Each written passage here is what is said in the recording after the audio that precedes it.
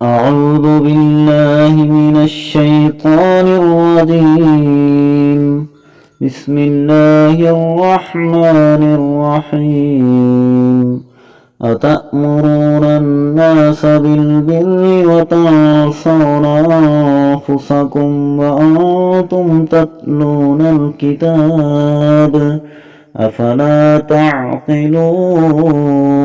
واستعينوا بالصبر والصلاة وإنها لكبيرة إلا على الخاشعين الذين يظنون أنهم ملاقو ربهم وأنهم إليه راجعون. يا بني إسرائيل اذكروا نعمتي التي أنعمت عليكم وأني فضلتكم على العالمين.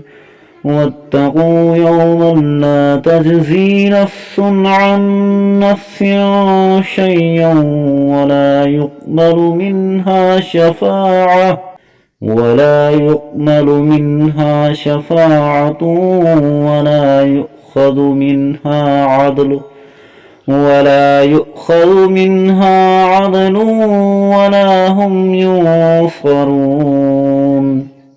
وإذ نجيناكم من آل فرعون يسومونكم سوء العذاب يذبحون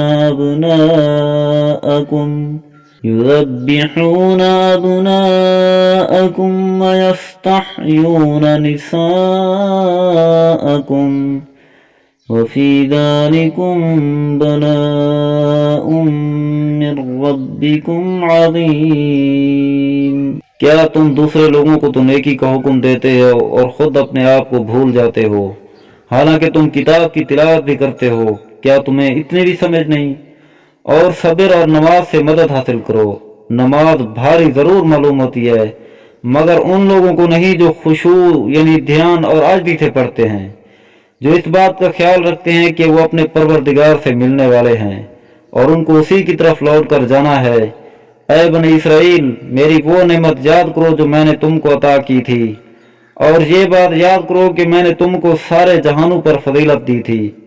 اور اس دن سے ڈرو جس دن کوئی شخص بھی کسی کے کچھ کام نہیں آئے گا، نہ کسی سے کوئی سفارش قبول کی جائے گی، نہ کسی سے کسی قسم کا فدیہ لیا جائے گا، اور نہ ان کو کوئی مدد پہنچے گی. اور وہ وقت یاد کرو جب ہم نے تم کو فرعون کے لوگوں سے نجات دی جو تمہیں بڑا عذاب دیتے تھے، تمہارے بیٹوں کو ذبح کر ڈالتے اور تمہاری عورتوں کو زندہ رکھتے تھے. اور اس ساری صورتحال میں تمہارے پروردگار کی طرف سے تمہارا بڑا امتحان تھا.